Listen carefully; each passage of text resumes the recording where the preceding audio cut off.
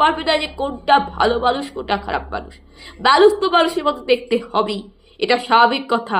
মানুষের চোখ আছে, কান আছে, হাড় আছে, মাংস আছে, চামড়া আছে, রক্ত আছে, সে তো মানুষের মতো দেখতে হবেই। কিন্তু যারা অসুর দানব তারাও কিন্তু মানুষের মতোই দেখতে।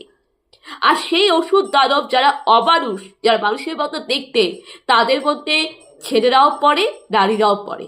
অর্থাৎ মানুষের দুটা জাত। মানুষ হচ্ছে দুই প্রকার, এক হচ্ছে পুরুষ, এক হচ্ছে নারী।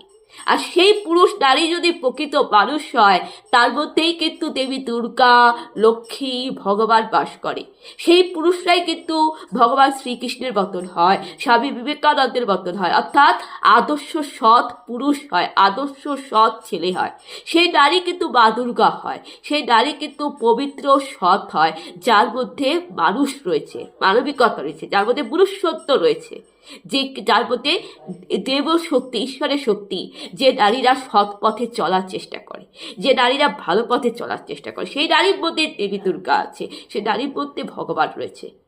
আবার ওটা হচ্ছে একটা দিক। আর বাকি দিকে যারা অমানুষ, সেই অমানুষের মধ্যে সুফলা রাক্ষসীর মতন অনেক নারী রয়েছে, অনেক অসৎ নারীও রয়েছে। এটা আপনাকে মাথায় রাখতে হবে। এটা যদি আপনি বুঝতে পারেন, এটা যদি আপনি মানতে পারেন, তাহলে দেখবেন যে আপনার মধ্যে একটা পজিটিভ দিকটা আসে। এইটা ভেবে, এইটা মাথায় রেখে আপনাকে কি করতে হবে? আপনাকে অন্যায়ের বিরুদ্ধে রুখে দাঁড়াতে হবে, আপনাকে অন্যায়ের প্রতিবাদ করতে হবে। আপনি অন্যায়কে সমর্থন করবেন না, আপনি অন্যায়কে প্রশ্রয় দেবেন না, তবেই দেখবেন সমাজে অপরাধ হবে না। কিন্তু